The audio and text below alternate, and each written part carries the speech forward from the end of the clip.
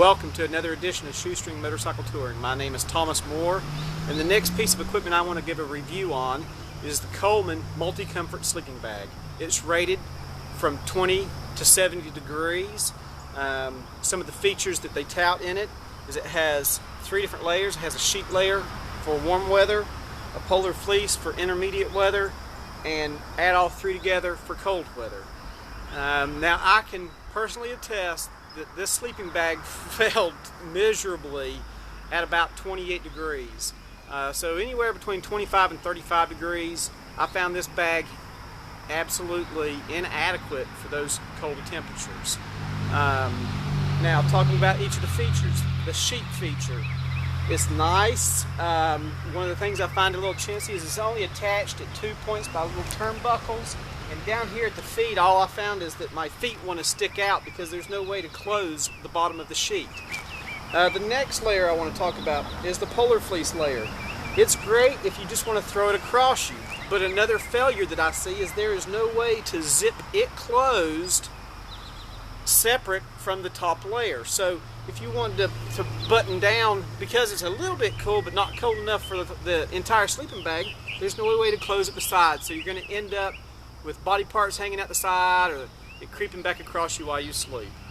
So as far as those features go, I found that Coleman kind of came up short in those aspects.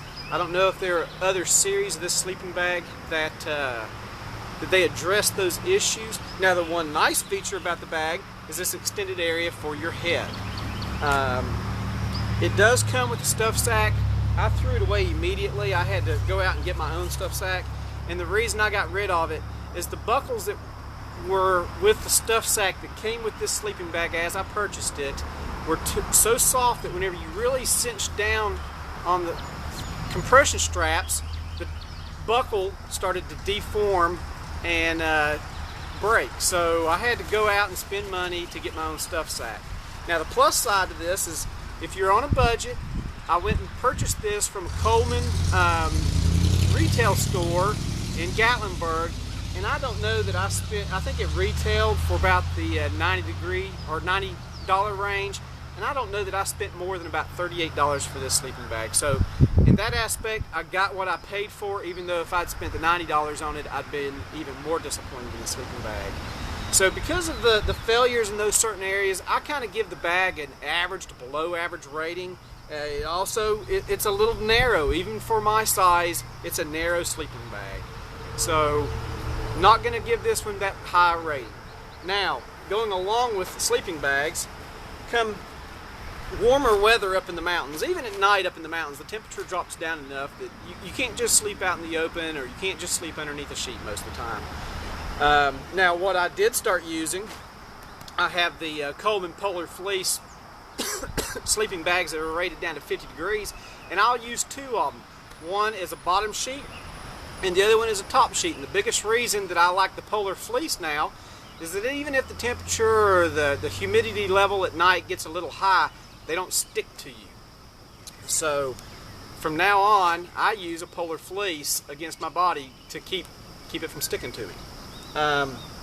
Going along with sleeping bags is something to sleep on or put between the bag and the ground.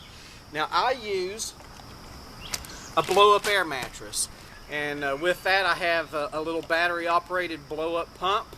I use it for blowing it up and drawing the air out of the sleep mat. And the reason I use it for drawing it out is I found because of the extra suction that it applies, it reduced the overall pack size by about 10% on the sleep mat.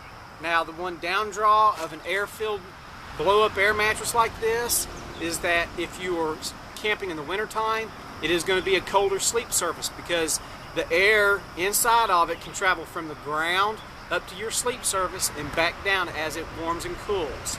So this sleep system will make wintertime a little bit colder as compared to sleeping on a dedicated Thermarest type of sleep mat. I hope you enjoyed this section of Shoestring Motorcycle Touring. Come check us out on Facebook, and we'll see you next time. Thank you.